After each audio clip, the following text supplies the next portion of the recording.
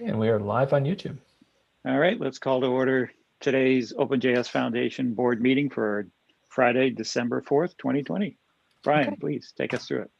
Great, thank you, Todd. Welcome, everybody. Up on the screen right now, we have the current OpenJS Foundation board directory. Our agenda for today, we are going to begin by approving the meeting minutes from the past two meetings. We have a certification update, some updates on the CPC, and then a marketing update. Does anybody have anything they'd like to add to the agenda? Let's keep going. All right, sounds good. So first off, we have the meeting minutes from October 2nd. These were sent out as Exhibit 1. Would somebody like to make a motion to adopt the meeting minutes from the October 2nd public board meeting? Motion to adopt. Thank you, Michael. Do we have a second? Second. I heard Todd first. Thank you, Todd. All in favor, please say aye. Aye. Aye. Aye. Do we have any opposed? Any abstains? Okay, the October 2nd meeting minutes are approved. Do we have a motion to adopt the October 30th meeting minutes? Yeah, motion to approve. Right. Seconded. Thank you, Michael. All in favor, please say aye. Aye. Aye. Aye. Aye.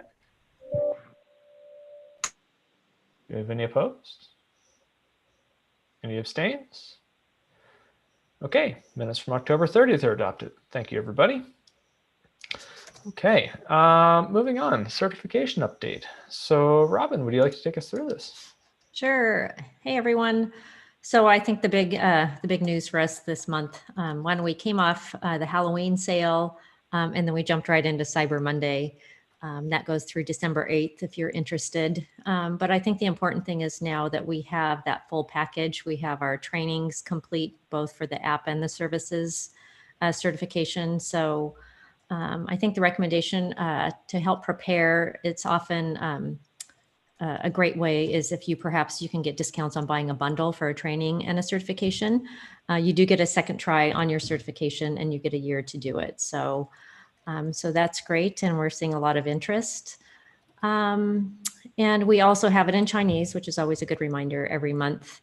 And then one of our, we recently, it was a couple months ago, but good also for a revisit, we did an AMA with Dave Clements and Adrian Estrada from Nearform and NodeSource. And they give some more details about the exam. So if you're interested, it's good to take a watch. Any questions? Cool. Great. Great. Next up, we have an update from the CPC. Michael and Chris, would you like to take us through? Sure. At this point, we don't have any project-related updates, so we can move on to the next slide. Okay. In terms of what's going on, we mentioned updates to the proposal process, which has now landed. We're down to 2 stages. So if people are making a proposal for some more substantial change, it's a much simplified process. As mentioned last time, we're also still in discussions about how to define our annual review process, really with the focus on growth plans. And we're currently at the point where we're getting some input from the projects that are in the growth stage, in terms of some of the thoughts we have around about removing the growth, sort of an official growth phase in like sort of the status within the project, and just having separate growth plans and factoring that feedback into what we're thinking. There's some great work going on the individual supporter program, and the CPC is looking forward to reviewing some graphics next week. The standards working group has been doing their planning for 2021. So it's a great time if you have an interested in standards and JavaScript to get involved. There seems to be a lot of energy going on there and new ideas and stuff like that. So I'd recommend you take a look and get involved if that's something you're interested in. Sort of a heads up that one of the board seats is coming up. I think the last day of February is the handover. So there will be the process of getting candidates and holding a vote starting up over the next month and closing earlier in January. And we are also looking, if you follow our meetings online, we're looking at moving to a bi-weekly meeting cadence in the new year. where we're also planning to use the in-between meetings as working sessions. So there may or may not be a meeting every other week. So there will be a meeting every other week, and then in the weeks in between, there may or may not be one. And if there is, it'll be something where we dive more into a particular working topic as opposed to go through the things that are just tagged for the agenda. I don't know, Chris, if you had any other things to add to that list?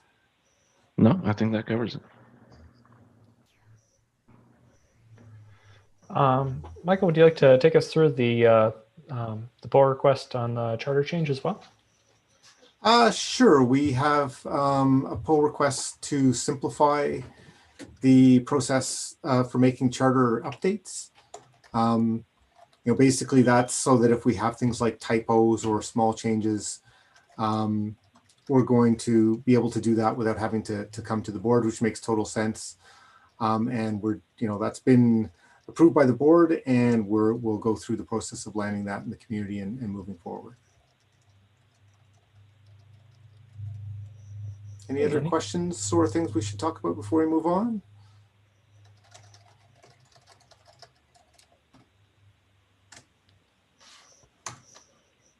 No, appreciate Okay. the good work that you're doing with the CPC. Thank you, Michael. Thank you. And Chris? Okay, great. So moving on to the next topic, our marketing update. Rachel, would you like to take us through this? Mute first. Yep, so we are looking at our OpenJS blog metrics here. We were a little bit down in November, which was to be expected. We had a lighter month given we didn't do much the week of elections. And then also there was the Thanksgiving holiday both in the US. So, but we continue to really, hone in on certification content, which performs very well. And then focusing on project milestones. So you'll see that reflected in the content that we continue to publish. Any questions on the blog? Okay, we can go to the next slide then. And I know that in previous months, we've talked a lot about, our web performance and SEO and things like that. And I wanted to report back to the board that I have brought up some of these topics with our marketing committee, specifically Emily Mitchell from IBM, who is just a wonderful, wonderful resource and always continues to offer such wonderful guidance. So we are looking into some appropriate metrics that we can be tracking aside from some of this top level stuff. One of the things that we did talk about was bounce rate. And in going through our blog specifically, what we're seeing is that a lot of what we're doing is promoting other projects and other milestones. So a lot of times we are linking off of our site. So the bounce rate is expected to be high. So that's why we're seeing that. Industry average, a typical website, I think we talked about this last month, is between 50 and 65%. So yes, we're a little bit high on the bounce rate, but again, so much of what we're doing is pointing to other sites. So it's to be expected. Another thing I kind of wanted to talk through is what our focus this year for our website and blog has been. And it's really been about being consistent with our posting and trying to be as, trying to push as quality of content as we possibly can. And we've experimented a lot with that. And I think that we have some really good insights heading into 2021. Another thing I kind of wanted to address as far as what we're currently doing to make sure that we are findable and our SEO is performing is we're optimizing each and every blog with an embedded tool that we have on our WordPress site. So that's sort of what we're doing now. What we're considering doing for next year, though, to kind of up our game a little bit in this space, is to provide the projects with an enablement plan. And what that basically would be, providing them a good template of what a good blog post might look like, and how to use things like backlinks and some of that like SEO jargon to improve their SEO, but also to help us at the OpenJS Foundation. So those are things that we will implement in 2021 with the help of the marketing committee. Are there any questions around just website and blog performance generally or specifically?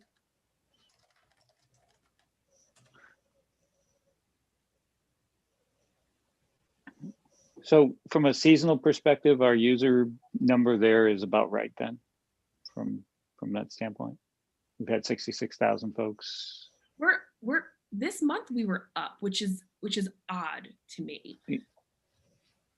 Is that what you're asking? Yeah, it just seems like we're up quite a bit, and We are up no quite a rhyme or reason. Yeah. We are up quite a bit, and we had a quieter month. And I went in and I looked. A lot of our traffic this month is coming from China. So I will be interested to know what I know that they're doing a lot of translating of our stuff. And so I'd be interested to know if that has an impact onto it.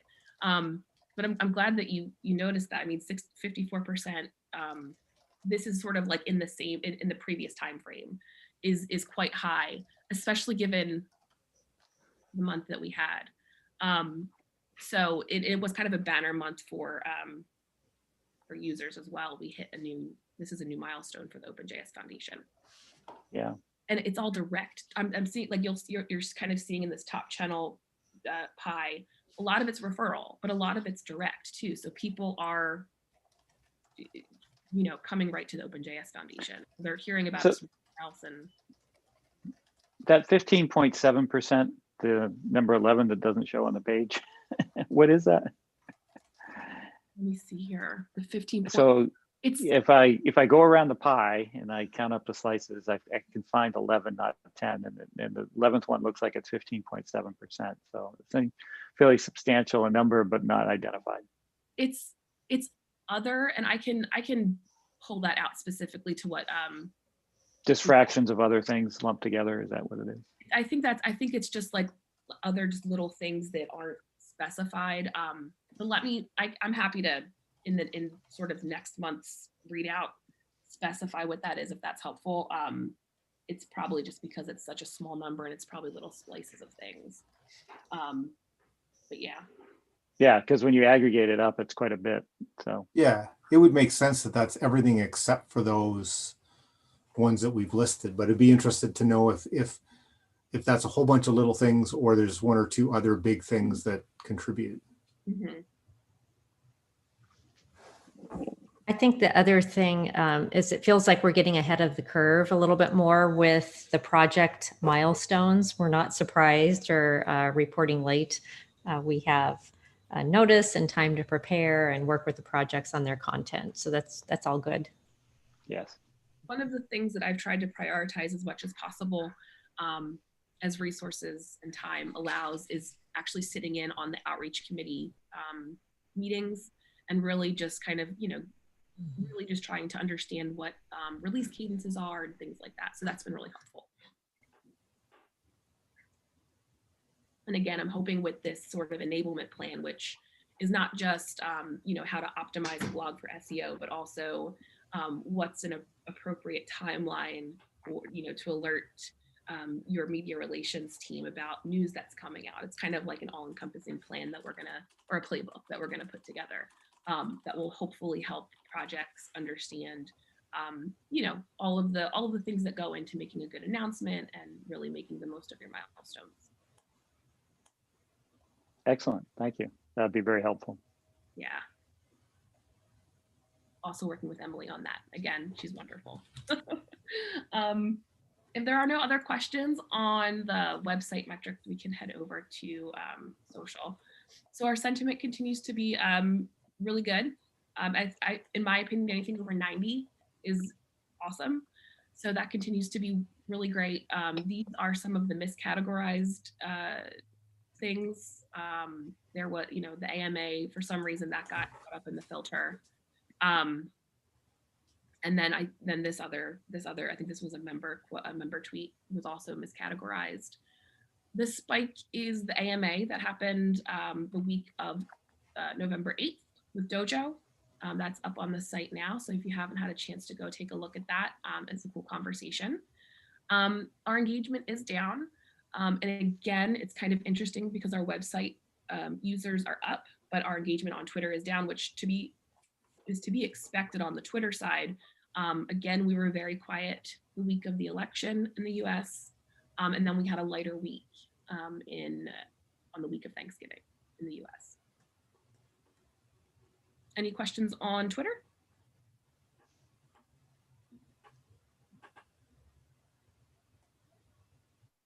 If not, we can go to LinkedIn. I had one, I'm 2 slides back. I'm sorry, I was digging through the previous deck just to make sure I hadn't missed it. Do we track active concurrent sessions? Like, is there a time of day where there's peak and then there's like a lower peak, like at most there's 100 people looking at it or not? I'm sure we use Google Analytics. Okay. And I'm sure that within Google Analytics, we can track that. So if that's of interest to take a look, I'm happy to dig into that. And I'm a little interested in it, mostly for the influencing when we decide to release things, right? You can sort of pick the right time of day, and I think that might be interesting there. That's a really good point.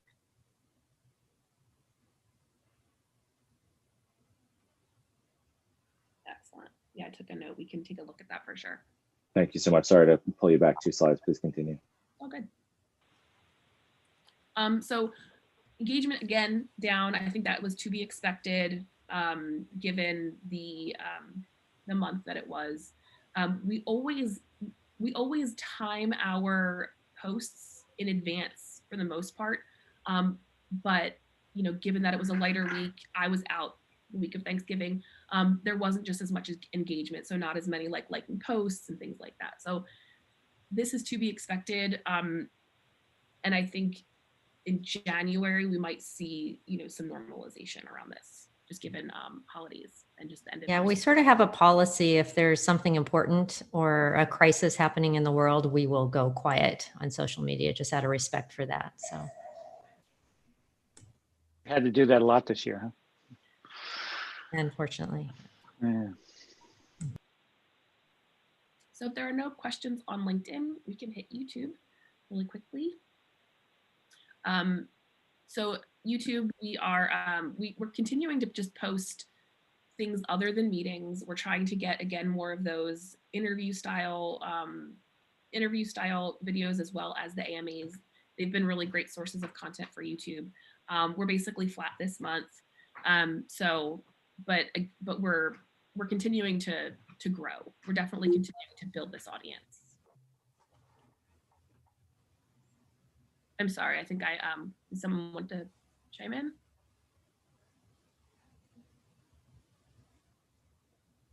Okay, I think that's all we have from the marketing update. Are there any questions?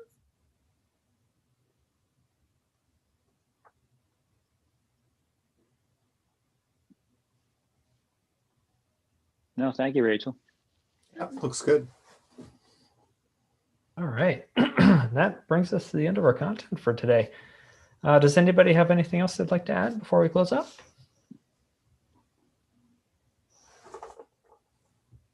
Seems like not. Okay, well, thank you, staff, for all the great work again. We have, again, a good meeting across the board, and appreciate all the effort. We have one more board meeting in December, right? Coming? No, we don't. That's it. We're done. Right? This is December. This is it. This is December. So goodbye, so I think we're 2020, and Yeah. May 2021 be ever upward. That's right. Agree. I'm just so proud of the team and the community. It's been such, I know it was a hard year, but this team really has produced amazing things, including you all, the CPC. So yeah, you too, and again, so much thanks to all the staff and of course all the board members for their time and effort that they put in as well too. Very much appreciated, I think, by all of us. So, with that, I will call to a close our last board meeting for the year. Then, thank you. Happy holidays. Thanks. Happy holidays. Thank you, everybody.